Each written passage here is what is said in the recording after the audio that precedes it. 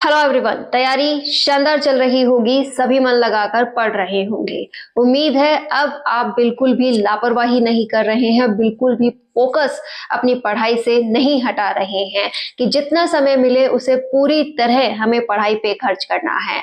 समय हमें कभी नहीं मिलता है, हमें निकालना पड़ता है। कि आप कहें कि कोई आए और हमें कहे कि भाई पढ़ ले, तो ऐसा बिल्कुल नहीं होने वाला है। आपको अगर कोई कहने वाला मिल गया तो आप खुद भी उसे टाल सकते हैं।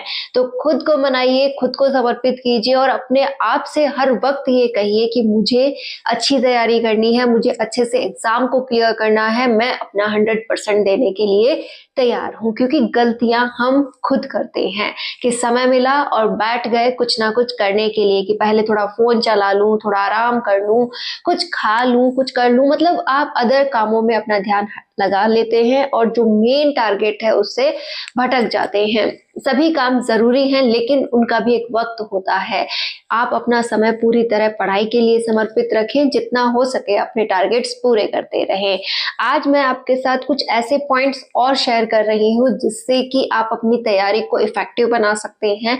आप अच्छे से समय निकालते हुए तैयारी कर सकते हैं कि हाँ, मैं भी इतना समय जरूर निकालूं और अच्छे से उसे मैनेज करते हुए पढ़ाई पे समर्पित करूं। और एक छोटा सा वो ट्रिक पॉइंट जिससे आप अपनी तैयारी को एग्जाम के लिए बहुत अच्छा कर सकते हैं कि हाँ, एग्जाम के वजह से मुझे ये पढ़ना जरूरी था, वो वाला पॉइंट मैं आज आपके साथ शेयर कर रही हूँ। लेकिन उससे पहले एक इंपॉर्टेंट जानकारी मैं आपके साथ शेयर कर दूं।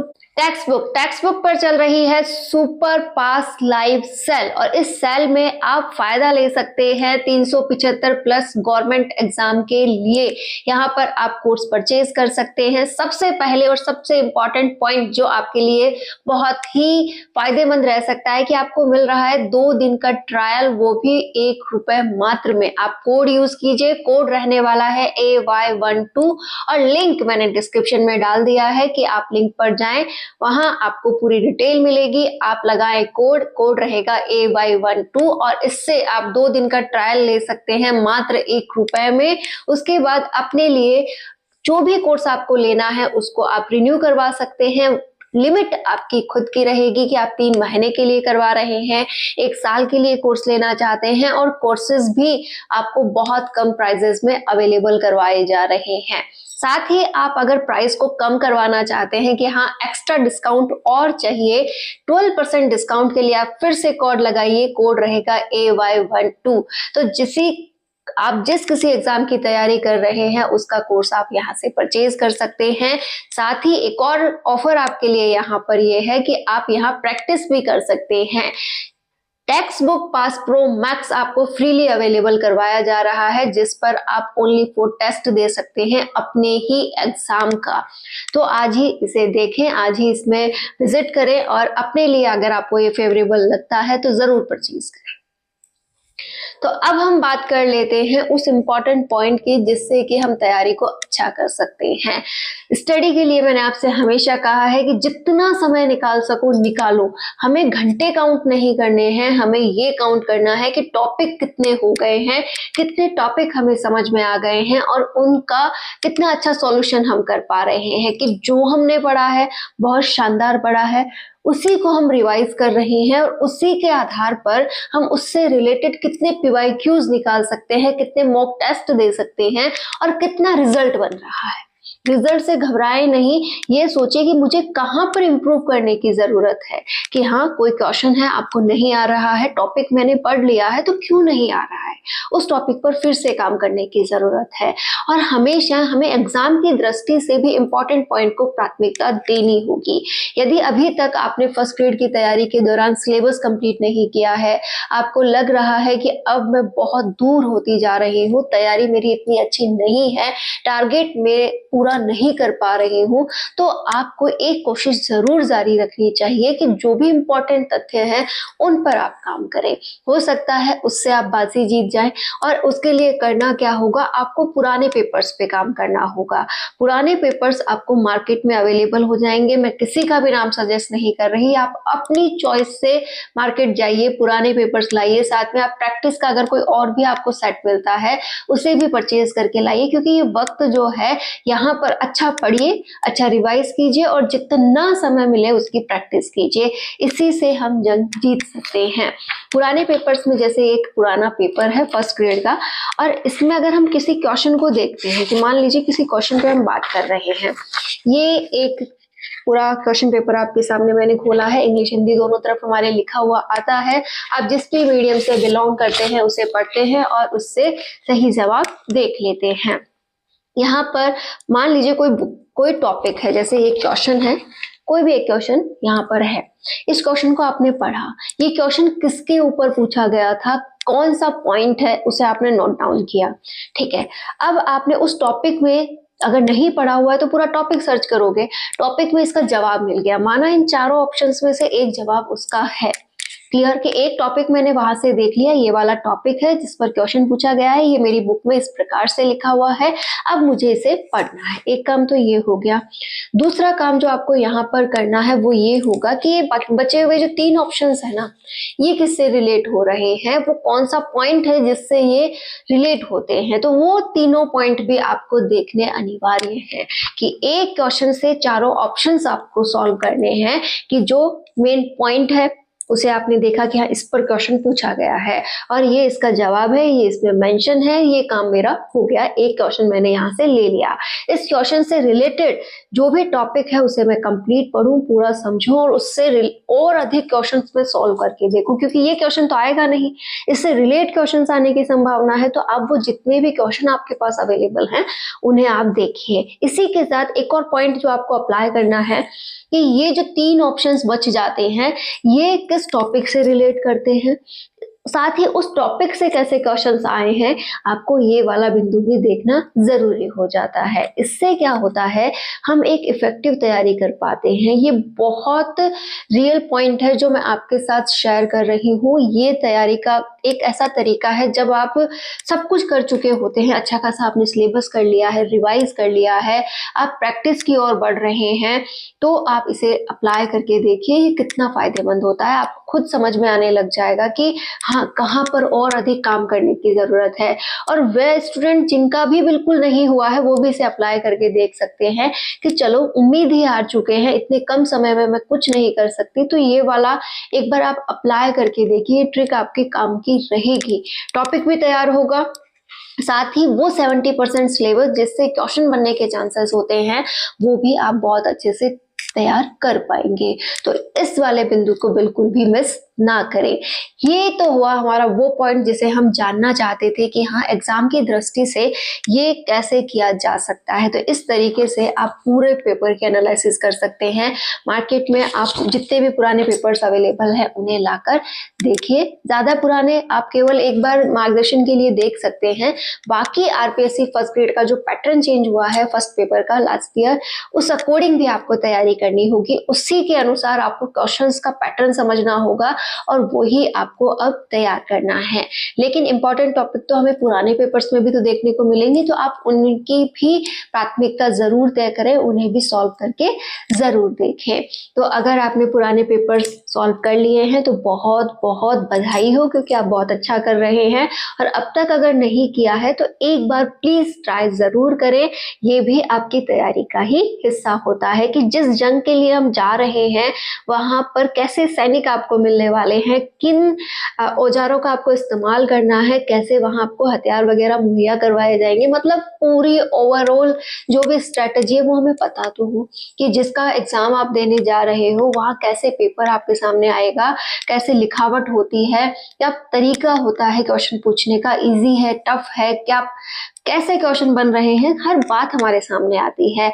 और पेपर का लेवल जब हमारे समझ में आ जाता है कि भाई 75 क्वेश्चंस हैं, इस तरीके से इतने वक्त में मुझे सॉल्व करने हैं, इसके लिए देखो पिछली बार जो फर्स्ट पेपर था उसमें कितने मैथ के क्वेश्चंस आ गए थे, मैं अब कौन कौन से टॉपिक्स पे काम करूं, ताकि जो 10 क्वेश्चन, मान लीजिए 6-7 क्वेश्चंस 8 क्वेश्चंस मैथ के आ रहे हैं, ठीक है, उनमें से मैं कितने अटेंड कर सकता हूँ, कौन कौन से क्वेश्चंस हैं जो मेरी पकड़ में आ रहे हैं, मैथ पे मैं कितना काम करूँ, और अगर मैथ पे भी ना करूँ तो और कौन कौन से टॉपिक है जिन पर मुझे और अधिक काम करना चाहिए। जैसे हिंदी के क्वेश्चन मैं मान के चलूँ कि मेरे बहुत अच्छे हो जाएंगे, लेकिन ऐसा नहीं है कि आपको लगता है हिंदी इजी है, मैंने बहुत अच्छा कर लिया है, मैं बहुत अच्छा हिंदी कर सकती हूँ, लेकिन कई बार हम जब किसी टॉपिक को समय ही नहीं देते हैं, बिल्कुल उठा के ही नहीं देखते हैं, तो उसमें भी मिस्टेक होने के चांसेस हो जाते हैं। तो हिंदी की अगर आपके पास कोई बुक हो जिसमें मेन टॉपिक्स जैसे लोकोक्तियां हो गई, पर्यायवाची हो गए, साथ ही ऐसे बहुत से बिंदु जिन पे क्वेश्चन बनते हैं, उपसर्ग, प्रत्यय वगैरह, तो नॉर्मली क्वेश्चंस आपके पेपर में आ रहे हैं, ठीक है, ठीक है, एक रीडिंग अगर हम उनकी भी लगाते चले, जैसे आज उपसर्ग की रीडिंग लगा दी मैंने, कल मैंने प्रत्यय की लगा दी, पर्यायवाची के बारे में थोड़ा सा देख लिया, जो अशुद्ध और शुद्ध शब्द हैं उनके बारे में भी एक बार थोड़ा विचार कर लिया, तो एक एक टॉपिक की रीडिंग आप हिंदी की भी लगा सकते हैं। उन 5 क्वेश्चंस पे भी आप काम कर सकते हैं। कभी भी हमें किसी भी टॉपिक को कमजोर नहीं आंकना चाहिए, पूरी तरह उसे भी तैयार करना चाहिए। इसी प्रकार अगर आप इंग्लिश को छोड़ना चाहते हैं तो बिल्कुल ना छोड़ें। जो भी आपको लग रहा है कि इतने टॉपिक तो मुझे करने ही चाहिए, उन पर आप एक बार काम जरूर करें।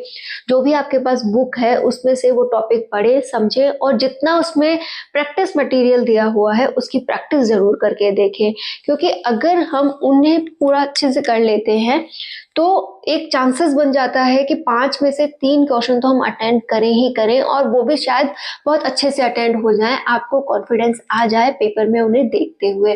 तो किसी भी टॉपिक को छोड़ने की बिल्कुल भी ना सोचें, कोशिश करें कि इम्पोर्टेंट ही सही, जैसे अभी मैंने आपके पास ये वाला पॉइंट रखा था, इसमें आप टॉपिक्स देखते हैं, उन टॉपिक्स में से लिखे हुए टॉपिक्स हैं आपके सामने, लिखोगे आप, लिस्ट बनाओगे, उसमें से छांट लीजिए आप किन किन को कर सकते हैं, उन टॉपिक्स को आप जरूर तैयार कर लें।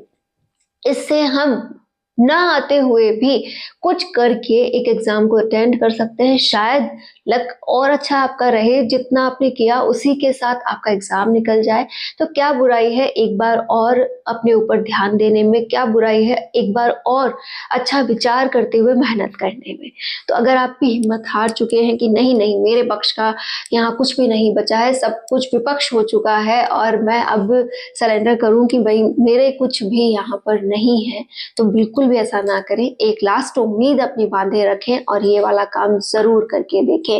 जितने भी दिन बचे हैं उन दिनों की एक अच्छी खासी स्ट्रैटेजी बनाएं कि हाँ इतने दिनों में मुझे इस प्रकार से स्ट्रैटेजी बनाते हुए तैयारी करनी है। हो सकता है आपका भी इस बार चांस बन जाए और आप भी सिलेक्शन ले जाए। ये तो हुआ कि हम एग्जाम की तैयारी किस प्रकार कर रहे हैं। एक क्वेश्चन आपका और कॉमन आता है कि मैम हम जो 4 बजे उठने वाला टाइमिंग है उसे फॉलो नहीं कर पाते हैं, उठ नहीं पाते हैं। तो देखिए, अगर हमें किसी चीज को पाना होता है और किसी काम को अगर करना होता है तो उसकी शुरुआत हम ही से होती है। अगर हम ही आलसी हो जाते हैं तो वो काम हमसे होता ही नहीं है। तो सबसे पहले आप खुद तैयार होइए, अपने आप से कहिए उठना तो पड़ेगा। हद है उस पॉइंट के आगे कि जहां पर आप ये कह जाते हैं कि मेरे से नहीं होगा। सोचिए आप एक अलार्म मात्र से हार गए कि हाँ 4 बजे एक अलार्म बजा था, उसको आपने बंद किया और आप सो गए, तो आप उससे हारे हो। जब आप उस पॉइंट से हार सकते हो तो कैसे उम्मीद कर सकते हो कि इतने बड़े पॉइंट से आप जीत जाओ। तो आपको उस पॉइंट को हराना होगा। अलार्म को भरकर इतनी दूरी पे रखिए कि आपको चल के जाना पड़े, कि रूम है, रूम में अगर आप यहाँ सोते हैं तो कुछ दूरी पर आपका अलार्म हो, ताकि आप उठकर जाएं तो आपको खुद ही वो चेतना विकसित हो जाए कि हम उठे क्यों हैं। बेड पर जब अलार्म बजता है और अब उसे सडनली बंद कर देते हैं तो हम पूरी तरह से चेतन अवस्था में आते ही नहीं है, हम खुद एक्सक्यूज बना लेते हैं और सो जाते हैं। तो प्लीज अपने अलार्म को थोड़ी दूरी पर रखें और वहां तक जाने में आप खुद ही अपने आप को जगा चुके होंगे और अपने आप को एक्टिव कर चुके होंगे। वो उठ तो गए भाई, वापस लौटकर क्या फायदा बिस्तर पर, चलो अपनी दुनिया में चलते हैं और वहां मग्न होते हुए पढ़ाई करते हैं। ये एक वो तरीका है जिससे कि आप बहुत अच्छा कर सकते हैं, सुबह 4 बजे उठने वाला। और जैसे आप उठ जाते हैं अपने दैनिक कार्य वगैरह कीजिए और फिर आकर के बैठ जाइए पढ़ने। पढ़ाई के साथ नो कॉम्प्रोमाइज, कि यहाँ पर बस ओनली फॉर पढ़ाई होगी। सुबह सुबह देखो किसी प्रकार का कोई डिस्टर्बेंस नहीं होता है, आप फोन को छूना भी पसंद ना करें। सुबह सुबह आपके बस 7 बजे तक 6 बजे तक जो भी टाइम आपको मिलता है उसे पढ़ाई पे खर्च करें। उसके बाद जब आप पढ़ाई से फ्री हो गए हैं तब आप अपने फोन को यूज कर सकते हैं, उसमें देख सकते हैं क्या नोटिफिकेशंस आए हैं, क्या चल रहा है, सब कुछ देखा, फ्री हुए, अब पूरे दिन की गई, अब मैं मैं दोपहर में एक बार 5 मिनट इसमें और चेक करूंगी कि क्या नोटिफिकेशन है। अदरवाइज अब जितना भी समय है मुझे बिल्कुल नहीं देखना कि क्या हुआ है। यदि आप रियल में सब कुछ मैनेज करना चाहते हैं तो इससे बेस्ट तरीका नहीं हो सकता कि सुबह एक बार देख लिया क्या चल रहा है, दोपहर में एक बार चेक कर लिया कि अगर कोई इंपॉर्टेंट नोटिफिकेशन है तो मैं उसका जवाब दूं और मुझे उसे अटेंड करना चाहिए एक बार रात को सोने से पहले, बस इतना बहुत है। और कुछ दिन अगर आप फोन पे बात नहीं करोगे तो चल जाएगा, कुछ दिन अगर आप फोन से रिलेटेड काम है उन्हें कम कर दोगे तो चल जाएगा कि हाँ मैंने सोशल नेटवर्क को बिल्कुल ऑफ सा कर दिया है, उससे मुझे कोई रिलेट काम नहीं है। तो ये भी एक समय को खींचने वाला पॉइंट रहता है। आप पूरी तरह से पढ़ाई कर पाएंगे, सुबह से लेकर रात तक जितना भी समय आपको मिल रहा है उसमें आप बहुत अच्छा कर लेंगे। एक और पॉइंट आप यहाँ पर ये ध्यान में रखिए कि दोपहर का समय है, आजकल थोड़ा सा आपको लगता होगा आलस ज्यादा आता होगा, तो आप अपनी उस जगह को ही छोड़ दें जहाँ पर सोने की व्यवस्था हो। आप जब भी नींद भरा माहौल बने, आपको लगे कि अब नींद आ रही है, उस समय आप ऐसी जगह चले जाएं जहां सोने की बिल्कुल व्यवस्था ना हो, बैठे बैठे ही आपको पढ़ना हो, तो आप बहुत अच्छा करते हैं। या फिर आपको अत्यधिक नींद आ रही है कि भाई कंट्रोल ही नहीं हो रही है, उस समय आप बस एक अलार्म सेट कीजिए 10 से 15 मिनट 20 मिनट का और लेट जाइए, और वो भी ज्यादा कंफर्टेबल जगह ना हो, और अपने आप को इतना सचेत करके रहिए कि हाँ थोड़ी देर ही सोना है, और अलार्म के साथ फिर से वही काम कीजिए कि हाँ थोड़ी दूरी पे रखा हुआ है। अलार्म की वॉल्यूम थोड़ी अच्छी रखें, ऐसे नहीं कि बस थोड़ा सा खोला हुआ है और चलो ठीक है। अब आप 20 मिनट सो करके जब भी वो अलार्म बजे उठिए, उसे बंद कीजिए, अपना मुंह वगैरह धोइए और फिर से पढ़ने बैठिए, आपको नई एनर्जी मिलती है। देखिए सोचने मात्र का फर्क है कि आप कैसे अपने रूटीन को अच्छा सेट करती हैं। यदि आपने सोच लिया है कि मुझे दोपहर में थोड़ा सा सोने से अच्छा लग रहा है तो बहुत अच्छा है, आप कीजिए, लेकिन इसका मतलब ये भी नहीं हो जाता कि आप 2 से 3 घंटे सो रही हैं, बिल्कुल ना। आप छोटी छोटी बातों पे गौर करेंगी तो आप भी बहुत अच्छा टाइमिंग पढ़ाई के लिए निकाल सकती हैं। और टाइमिंग के साथ साथ आपको ये ध्यान में रखना है कि जो पढ़ रही हैं इफेक्टिव पढ़ रही हैं, उस समय आपके सामने शायद ये वाला पॉइंट ही ना आए कि मुझे 10 घंटे चाहिए 12 घंटे चाहिए, 5 से 6 घंटे में भी अपना बेस्ट दे सकती हैं। तो हर एक इंसान की अपनी लाइफ होती है, अपनी परिस्थितियां होती हैं, किसी से भी अपना कंपैरिजन ना करें, अपने ऊपर विश्वास करें। सबसे ज्यादा आप ही अपने आप को समझती हैं, आप अपनी कमियां भी जानती हैं और अपने गुण भी। तो दोनों बातों का सामंजस्य बिठाइए और दोनों से ही आप अपना एक रिजल्ट तय कीजिए, आप बहुत अच्छा कर लेंगे। All the best.